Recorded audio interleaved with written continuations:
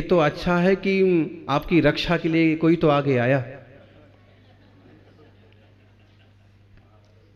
हाँ, एक है तो उसी में ही थोड़ा सा कठिन होता है संभालना। एक देव को कम से कम 32 रानियां मिलती हैं, 32 अप्सराएं, योग संयोग नियोग। लेकिन ध्यान रखना, कुछ लोगों को तो ललचाते हैं कि तुम धर्म के नाम पर मरोगे तो हूरें मिलेंगी, जन्नत मिलेगी, और लोग मारे भी जाते हैं, उपद्रव करते हैं। लेकिन खोटे कर्म करने से कोई जन्नत और कोई हूरें नहीं मिलती, अप्सराएं नहीं मिलती। अच्छे कर्म करते हैं तो अच्छी जगह मिलती है। और देखना, और सम्यक दृष्टि की दृष्टि तो इतनी पैनी होती है कि उस भोग की उसकी रुचि नहीं होती। अगर उसको इतनी सारी देवियां भी मिल गईं तो भी उसका बहुत वासना का दृष्टिकोण हो, ऐसा नहीं। सबों के साथ किसी तरह की धर्म चेष्टा, धर्म क्रिया, अच्छी प्रवृत्ति करना। एक भरतेश वैभव नाम का ग्रंथ है, कभी पढ़ो तो। और वो इस ढंग से लिखा गया है कि अगर उस पर सीरियल बने ना तो रामायण से भी फेमस सीरियल बन जाए। भरतेश वैभव, महावीर स्वामी की जो कथाएं हैं, इस पर भी अगर कोई पिक्चर सीरियल बने ना तो बहुत अद्भुत बने। तो भरतेश वैभव में एक प्रसंग है कि वो भरत चक्रवर्ती बहुत बार अपनी रानियों की गोष्ठी में तत्व चर्चा, अध्यात्म चर्चा। आज भी थोड़े से परिवार ऐसे हैं कि पूरे परिवार को बिठा करके शाम को 10 मिनट का, आधे घंटे का सामूहिक स्वाध्याय होगा। सभी बहू बैठेंगी, सभी बेटे बैठेंगे, पोते बैठेंगे, दादाजी बैठेंगे। भले गिनती के होंगे लेकिन हैं। उससे एक तो पूरा परिवार बंधा रहता है, आचार विचार का आदान प्रदान होता रहता है, और एक तत्व ज्ञान की, अध्यात्म की धारा चलती रहती। चक्रवर्ती भरत भी कई बार रानियों के साथ में गोष्ठी करते थे, तत्व गोष्ठी। कुछ लोगों की दृष्टि में स्त्री केवल भोग की सामग्री हो गई, ऐसी कुछ लोगों की सोच है। लेकिन वास्तव में एक माँ है, स्त्री एक बहन है, स्त्री के अनेक रूप हैं। और ऐसे में एक उसका रूप गुरु का रूप भी हो सकता है कि जिसमें वो मार्गदर्शन करती है, रास्ता बताती है, सहयोग करती है। तो 32 देवियां होने के बाद भी वह देव धर्म ध्यान में लगा। परिणाम ये हुआ, जब यहां पर भगवान आदिनाथ स्वामी का केवल ज्ञान कल्याणक हुआ, जब भगवान आदिनाथ इस युग के पहले तीर्थंकर बने, तब वह भरत चक्रवर्ती के रानी के गर्भ से मरीचि नाम का राजकुमार उत्पन्न हुआ। कहां भील, कहां चक्रवर्ती का बेटा। देर नहीं लगती है जी, नरेंद्र को सुरेंद्र बनते और सुरेंद्र को सुरेश बनते, देवेंद्र बनते।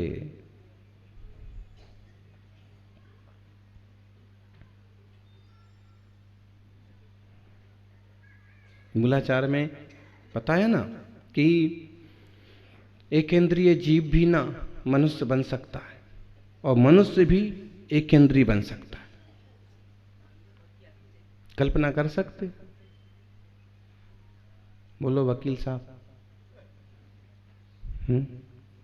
कर्मों का अजब गजब न्याय है, और आश्रव बंध की बड़ी अजब गजब व्यवस्था है। हम नहीं इतरा सकते हैं कि आज मैं बहुत संपन्न हूं और मैं बहुत बड़ा आदमी हूं। अगर हम इतरा रहे हैं तो ये हमारी ज्ञान की कमी है। हमारा अगर ज्ञान सही है तो हम इसका एक एक लम्हे का, एक एक समय का सदुपयोग करेंगे। हमारा व्यवहार एकदम परफेक्ट होगा, मृदु होगा, निर्मल होगा, हमारा आचार विचार बढ़ता हुआ होगा, और हम कितने ही संपन्न और शक्तिशाली हो जाएंगे तो भी हम पतित नहीं होंगे। एक ज्ञानी की पहचान। और नहीं तो थोड़ी सी भी चीजों पर इतराएगा और अगले भाव में दुर्गति का रास्ता अपनाएगा। देव चक्रवर्ती का पुत्र हुआ। अब देखना कैसे उत्थान हुआ। एक भील की पर्याय में उपदेश समझ गया, और यहां मरीचि का जीव पिता के साथ समोषण में बैठा है, भगवान की दिव्य ध्वनि खिल रही है। और तभी चक्रवर्ती ने हाथ जोड़ के पूछा, भगवान, भगवान तो भगवान है, अब तक आपके पिता थे, लेकिन आज घातीय कर्म का नाश करके वो परम कैवल्य दशा को प्राप्त तीर्थंकर हैं। तुम अपने राग से भले अपना पिता समझो, लेकिन अब वो केवल ज्ञानी किसी को भी अपना समझते नहीं, किसी में राग उनका रहा नहीं। पूछा, भगवान, अपने कुटुंब में, इस कुल में और कोई जीव भी ऐसा होगा जिसकी ऐसी समोषण की विभूति होगी, जो ऐसे समोषण में बैठ करके देवेंद्र चक्रवर्तियों को भी उपदेश देगा? हैं? कहते हैं भगवान की वाणी में आया, ये जो तुम्हारा पुत्र है ना मरीचि, ये तीर्थंकर बनेगा। अच्छी बात है ना, बोलो, तीर्थंकर बनेगा, ज्ञानी। अगर आपकी मोक्ष की भी, आपको मोक्ष होगा, अगर हमारे मोक्ष की भी भविष्यवाणी हो जाए ना, तो उसका कितना आनंद है। ये जीव संसार से पार हो जाएगा, मोक्ष जाएगा, ये तीर्थंकर बनेगा। होना तो चाहिए खुशी, और चाहिए था कि उसी रास्ते से बढ़ते कि सचमुच जरो जल्दी तीर्थंकर बने, लेकिन अलंघ शक्तिर भवितव्यतेयम, पर्यायों का फेरफार करना भी आसान नहीं है। आसान क्या, संभव ही नहीं।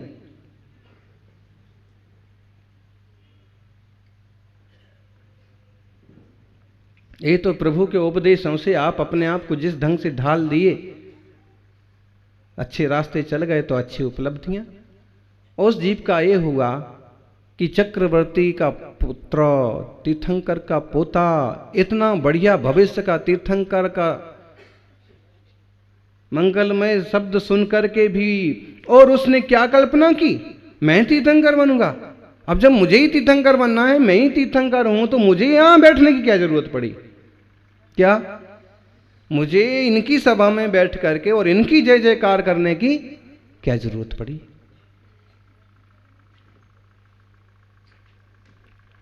परिणाम ये हुआ कि उसके परिणाम बिगड़ गए जैसे। और फिर चक्रवर्ती के समझाने पर भी, बड़े बड़े के समझाने पर भी उसने कहा कि मुझे क्या सुनना है, मुझे क्या करना है, मैं खुद तीर्थंकर हूं, मैं खुद अपना रास्ता चलाऊंगा। और उसने उसी भाव से पारिव्राजक मत चलाया, एक अलग टाइप के साधु का रूप धारण किया। बोलो, अब मेरी सेवा में आओ। सहयोगी भी मिल ही जाते हैं, सहयोगी सबको एक ना एक मिल ही जाते हैं। बोलो, मिल जाते कि नहीं मिल जाते? बड़े तपस्वी और ज्ञानी महाराज हों तो उनको भी चतुर्मास कराने वाले मिल जाते हैं।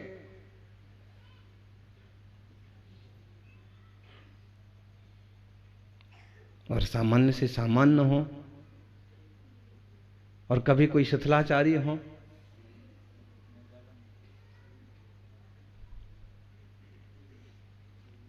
ज्ञानी जीवों के योग संयोग ऐसे हैं कि आप किसी भी रास्ते पर चलो, 2 4 10 तो अनुसरण करने वाले मिल ही जाते। उसको भी सहयोगी मिल गए, और उस जीव ने तीर्थंकर भगवान के विरोध में झंडा गाड़ दिए। बताइए,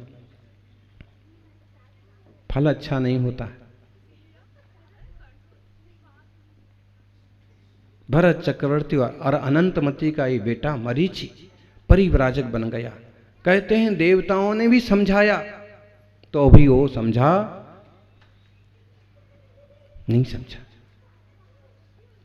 कितने बार फिर पारिव्राजक मत स्वीकार किया, कितने बार एक दंडी हुआ, कितने बार द्विदंडी हुआ, कितने बार दूसरे तरह की साधु बने, कितने। और साधु बना तो साधु, ये तो अच्छा संस्कार पड़ गया कि वह स्वर्ग जाता और उस स्वर्ग से आकर के किसी तरह का साधु बन जाता। फिर वो साधु एक तरह की तपस्या करता अपना, जैसे अग्नि तप करना है, जैसे वायु तप करना है, जैसे निराहार तप करना है, जैसे कंदमूल वाला खा करके रहने वाला तप करना है, तो करता तप और स्वर्ग जाता। इस तरह से उसके कितने भी भाव बीत गए।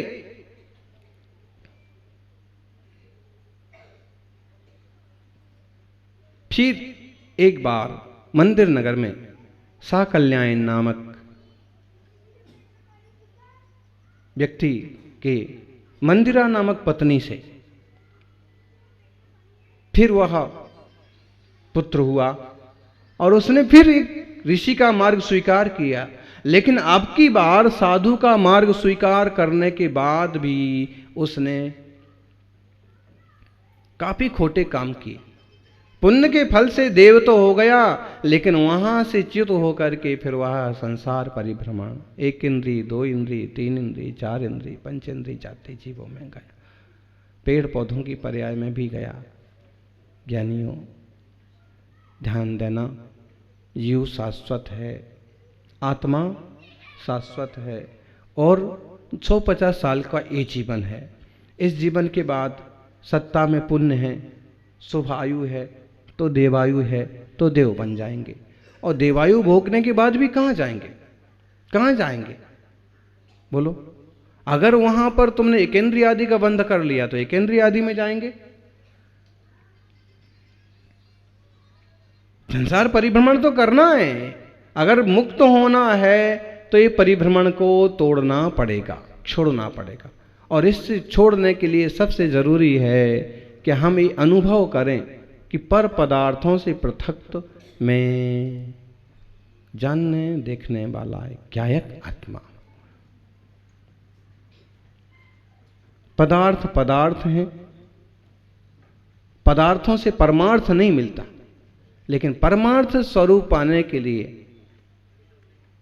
परम पदार्थ आत्मा का दृष्टिकोण करना जरूरी है। ऐसी निर्मल दृष्टि और निर्मल साधना महावीर स्वामी के जीव को उस भाव तक नहीं मिली। परिणाम ये हुआ, त्रिंच पर्याय में भी ये जीव गया। जो कि हम इस तरह से व्याख्या करेंगे और इस तरह की कथा सुनाएंगे तो कुछ लोग मजाक बनाएंगे कि महावीर स्वामी हो त्रिंच पर्याय में गए थे, शेर की पर्याय में गए थे, घोड़े की पर्याय में गए थे, तुम्हारे भगवान तो ऐसे होते। लेकिन इसमें सबसे समझने जैसी बात है कि जीव संसार में कोई भी है तो जैसे कर्म करता है उसको वैसा भोगना पड़ता है। और महावीर स्वामी का जीवन इसका प्रैक्टिकली चित्रण है कि जब तीर्थंकर जैसी आत्माएं, जब इतने बड़े महापुरुष भी नहीं बचे जंजाल से और दुख भोगने से, तो तुम्हारा कौन सा ठेका? ऐसे में अपन समझें कि ये आत्मा भाव भ्रमण से मुक्त हो।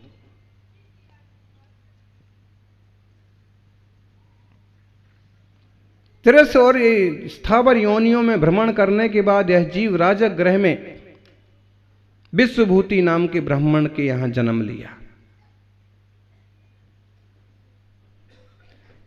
संडिल्य ब्राह्मण के यहां पाराश्री नाम की पत्नी से जन्म लिया और फिर तप करके स्वर्ग गया। इस भाव में इस जीव ने मुनिव्रत स्वीकार किया, कठिन तपस्या किया और उसने स्वर्ग प्राप्त किया। लेकिन मुनि तपस्या करते समय उसने एक संकल्प किया कि मुझे नारायण की विभूति मिले। चक्रवर्ती दर्शन करने आए, नारायण चक्र दर्शन करने आए अर्ध चक्रवर्ती, लोभ आ जाए कि मुझे भी ऐसा वैभव मिले। मुख्यमंत्री दर्शन करने आए, ओह 200 पुलिस वाले, 1000 पुलिस वाले सेवा में लगे हुए, इतना बड़ा इनका वैभव है, इतने सारे लोग हैं, इतनी जय जयकार होती है, रेड कारपोरेट बिछता है, और ये सब लोभ लालच आ जाए ना तो समझ लो तुम्हारी तपस्या बिक जाएगी। मिल तो जाएगा, तपस्वियों को संसार में ऐसा कुछ नहीं है जो दुर्लभ हो, लेकिन उससे तपस्या खत्म हो जाएगी। इस जीव के साथ यही हुआ जब यह मुनि बन के तपस्या कर रहा था। कौन? मरीचि का जीव, जो इस भाव में स्थावर नाम का तपस्वी है। बड़ा राजा चक्रवर्ती दर्शन करने आया तो उसकी विभूति देख करके ऐसी विभूति मुझे भी मिले। परिणाम हुआ कि उसने अर्ध चक्रवर्ती का बंध कर लिया, निदान कर लिया, और फिर वह राजगृह में विश्वभूति राजा के जैनी नाम की रानी से और विश्वनंदी नाम का पुत्र हुआ। अर्ध चक्रवर्ती पूरे देश का राजा हुआ। 6 खंड होते हैं, 6 खंड में से 3 खंड पर उसका राज हो गया।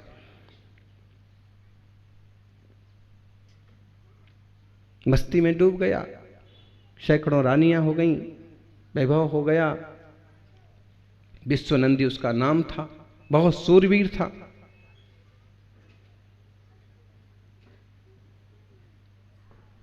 ज्ञानियों, जीव आत्मा ऐसे गति और गति गति में भटकता है। गति का अभाव करना है तो शाश्वत सिद्ध गति को प्राप्त करने का पुरुषार्थ करें। महावीर स्वामी का जीव संसार परिभ्रमण करके सिद्ध हुआ। वो दीपावली का पर्व कहलाया। परसों हम दीपक जलाएंगे, महावीर स्वामी को निर्वाण लाड़ू चढ़ाएंगे, लेकिन एक दिन में वह जीव संसार से पार नहीं हो गया। कितने जन्म जन्म का पुरुषार्थ काम आया, तब तीर्थंकर महावीर होकर के वह जीव सिद्ध दशा में पहुंचा। अपना आत्मा भी सिद्ध हो, यही मंगल भावना। संसार परिभ्रमण खत्म हो, यही प्रभु से प्रार्थना। जय बोलिए महावीर भगवान की।